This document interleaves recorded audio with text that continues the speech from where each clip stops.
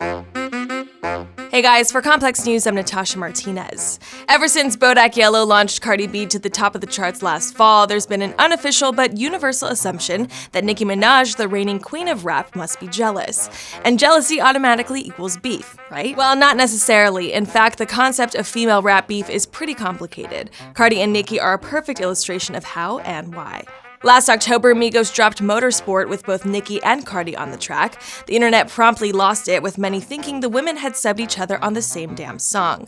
The track in which Cardi literally says, "Why would I hop in some beef? Why? When I could just hop in a Porsche. You heard she gon' do what from who? That's not a reliable source." What source is more reliable than Cardi herself? I feel like people wouldn't even be satisfied even if me and her was making out on a freaking photo. I feel like people just want that drama because it's just entertaining. Meanwhile, Nicki addressed the beef rumors in a now deleted string of tweets, saying that men in the hip-hop community are pushing animosity on female rappers. These men are in our culture who simply refuse to let it go. They don't do this to male MCs. And she's right. Dreezy, a female rapper out of Chicago, says she's constantly dealing with outsiders reaching to stack her against someone else purely because of gender. I always feel like I'm getting compared to other females. It's kind of stupid because, they don't do that to the male counterpart, and they all coexist. Elizabeth Mendez-Berry, a hip-hop critic during the 90s, says the belief that there could only be one dominant woman started way back when. She noted that there was a strong sense that there was only room for one woman in the game at any given time, or at least one type of woman. So it was Kim or Foxy. There was definitely a moment with Missy and Lauren, and Kim and Foxy and Eve. But I'd say that was the exception rather than the rule. There was a moment of collective female dominance, but looking back, you can pinpoint the moment when female rap took a hit and things shifted. Missy Elliott got sick, Lil' Kim went to jail, Left Eye passed away, and according to Franny Kelly, co-host of the Microphone Check podcast, it got more complicated from there. Trina, I think, was sort of moving between labels and whatnot. She was still around, she was still playing shows, but she wasn't in the album, release cycle conversation. Latifah gets into movies. Debrat, she starts doing radio. You know what I mean? All of this shit happened in a 5-year period. Kamaya remembers things the same way and figures that the dwindling number of female rappers might be why things have ended up so restricted today. The numbers of female rappers went away, so it made it easier for it to make it look like there was only room for one, she said. Because if you are the only one, then you have this mentality that there can only be one. A 2012 George Mason University study mirrors Kamaya's thoughts. Women are less supportive of other women when they are both underrepresented in a workplace and feel there are only a few opportunities for advancement. In other words, the smaller the space for women to succeed, the more likely they are to turn on one another for success. The tightened space for women in the rap landscape was a perfect breeding ground for competition.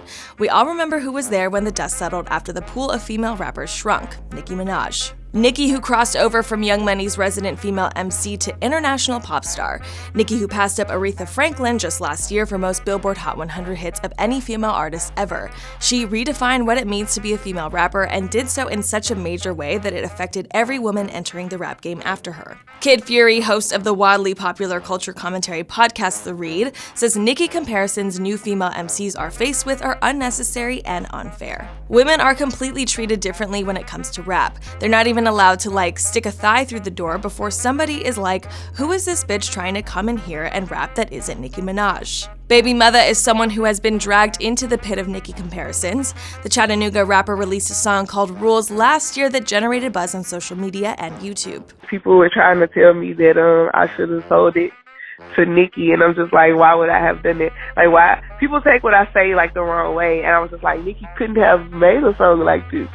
And I said that because it came from a personal place. According to Franny Kelly, the faulty mechanics of the rap industry opened the door for cookie-cutter male artists. The industry throws resources at middling, mediocre, pointless men. Mm-hmm. And it refuses to throw money at women unless they have, proven themselves on a level well past reasonable. And they've built this entire fan base and brand for themselves and body of work. The patterns that have taken a hold of society as a whole represent what we're seeing in hip-hop. Men want their territory, and they're overtly encouraging women to take each other out of the equation so they can keep it. Women end up aiming to best each other because they know the space alongside men is limited. Competition equals survival, and nowhere is that more true than in hip-hop. If the way women are positioned in society at large is any indication, a new era of female rappers will still be duking it out long after Nicki and Cardi lay down their mics. That's your news for now. For more on this and the rest of today's story, subscribe to Complex on YouTube. For Complex News, I'm Natasha Martinez.